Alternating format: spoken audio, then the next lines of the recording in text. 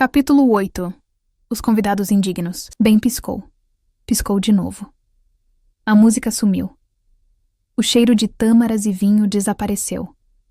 Ben e Levi contemplaram, agora de uma perspectiva diferente, talvez de volta àquela plataforma flutuante sobre o livro colossal. Os primeiros raios dourados do amanhecer tingindo o céu sobre o palácio real. A luz suave da manhã infiltrou-se pelas janelas altas, criando padrões luminosos sobre o piso de mármore polido. Lá dentro, o rei Gael, envolto em mantos de aspecto sóbrio, mas de tecido evidentemente nobre, observava o horizonte com a concentração de quem planeja os próximos movimentos em um intrincado jogo de estratégia. A sala do trono estava silenciosa e majestosa, a não ser pela leve brisa matinal que fazia as pesadas cortinas de veludo se moverem suavemente, como se também elas aguardassem uma ordem, um evento significativo. Abner. A voz do rei soou firme, cortando o silêncio, não como um grito, mas com a ressonância clara de quem está acostumado a ser obedecido. Era um som que não se parecia com um comando humano comum, mas quase como o toque de um chofar antigo, anunciando algo importante.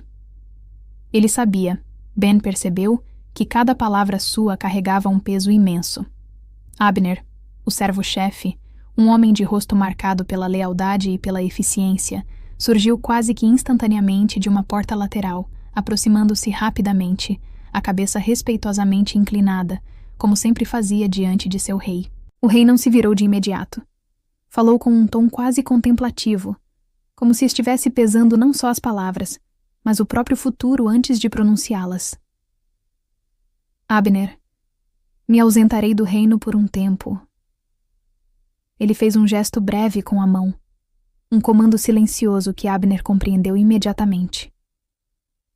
Traga-me o livro de registro dos nobres de Quiriote, ordenou o rei, a voz ainda calma, sem desviar o olhar do horizonte distante. Abner, mais do que acostumado aos pedidos solenes e às vezes enigmáticos do rei, fez uma breve reverência e se retirou em silêncio.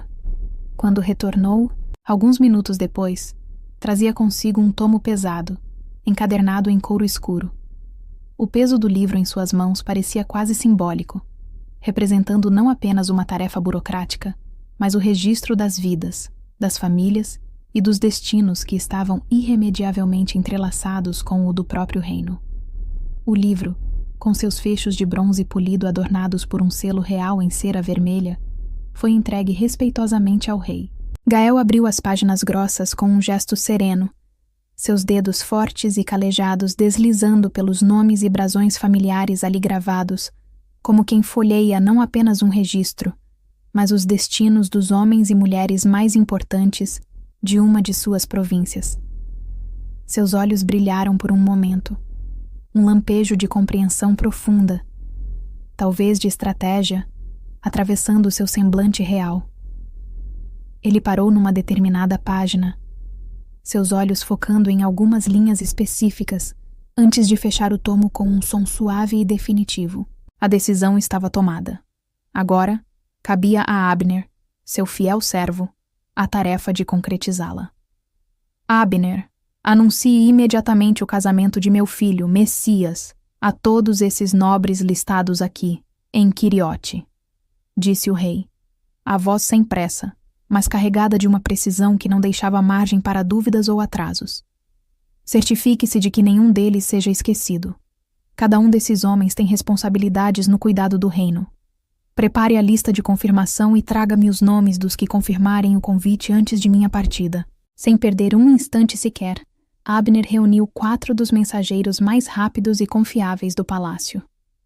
Cada um foi montado em um cavalo da estirpe real, animais magníficos com crinas longas e sedosas cuidadosamente enfeitadas e arreios reluzentes, cravejados de pequenas pedras que cintilavam à luz da manhã.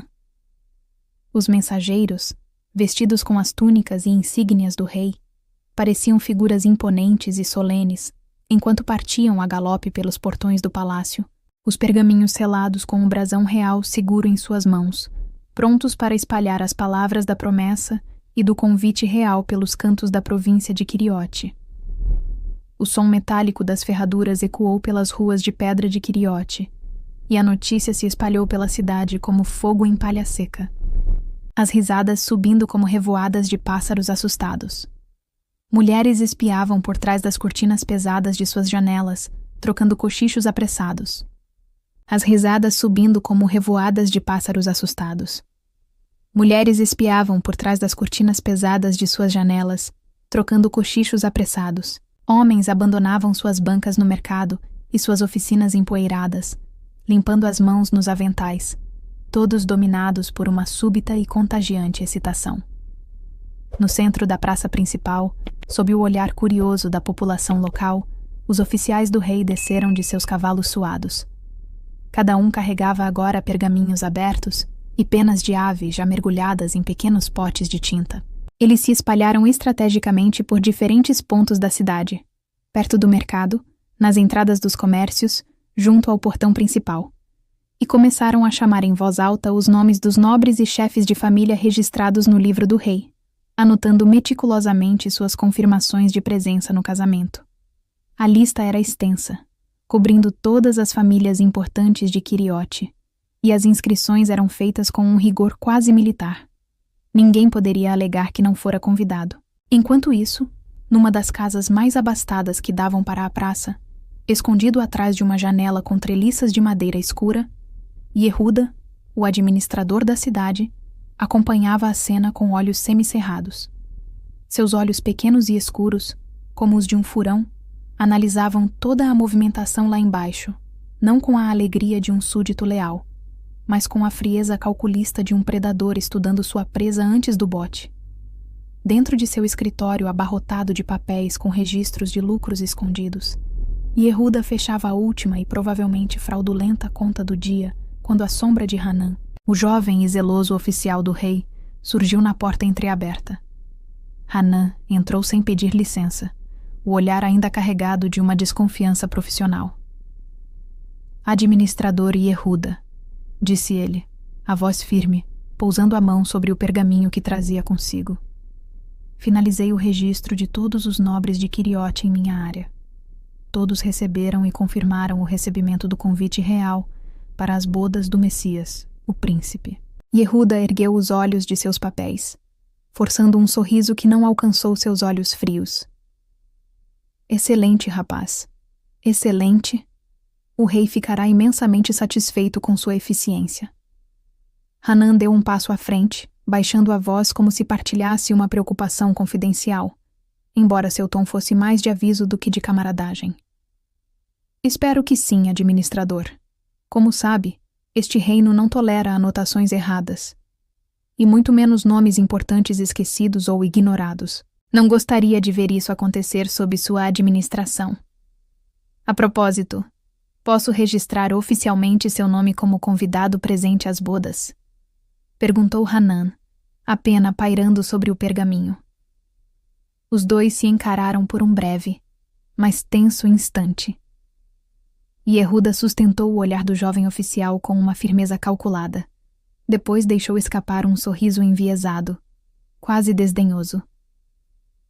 Mas está certo, jovem Hanan. Claro que sim. Pode confirmar. É evidente que estarei lá para celebrar nosso amado príncipe. Hanan apertou os lábios, claramente não convencido pela demonstração de lealdade, mas assentiu formalmente. Assim será registrado. Vou me reunir com Abner, o chefe da guarda, ainda hoje para entregar os registros. Qualquer ocorrência ou discrepância, ele saberá imediatamente. Tenha uma boa noite, administrador. Virou-se e deixou a sala sem esperar qualquer resposta. Os passos firmes ecoando no corredor silencioso. Yehuda observou a sombra de Hanan sumir pela porta, e só então a trancou por dentro com um clique pesado. Permitiu que o sorriso forçado sumisse de seu rosto, substituído por uma expressão dura, fria e intensamente calculista. Jovem tolo e intrometido, pensou ele. Mal sabe ele com quem está lidando. Lá fora, na praça banhada pela luz dourada do fim da tarde, os outros oficiais continuavam seu trabalho, chamando nomes, anotando respostas, marcando os pergaminhos com pequenos selos de cera junto aos nomes confirmados. As famílias se apresentavam, algumas humildemente em vestes simples de trabalho, outras ostentando as roupas finas da nobreza local. A cena era um retrato vivo da sociedade de Quiriote. Foi então que, enquanto Hanan montava em seu cavalo para se juntar à comitiva que retornaria ao palácio, uma criança pequena, um menino, surgiu da multidão como um raio, correu até ele e lhe entregou uma pequena carta dobrada, selada com um lacre de cera negra. No envelope está escrito: A Vossa Majestade, o Rei Gael, confidencial. Antes que Hanan, surpreso, pudesse sequer perguntar quem a enviava, o menino desapareceu na multidão tão rapidamente quanto surgira. Intrigado e talvez um pouco apreensivo, Hanan guardou a carta misteriosa junto ao peito, sob a túnica. Reuniu-se a comitiva e logo partiram de Quiriote, deixando para trás a poeira e a expectativa. E foi exatamente nesse momento, enquanto observavam a comitiva sumir na distância, que Ben e Levi foram sugados. A sensação não foi a de flutuar num túnel azul, mas de serem puxados com força para dentro de um vórtice invisível, feito de vento uivante, luz fragmentada e silêncio ensurdecedor.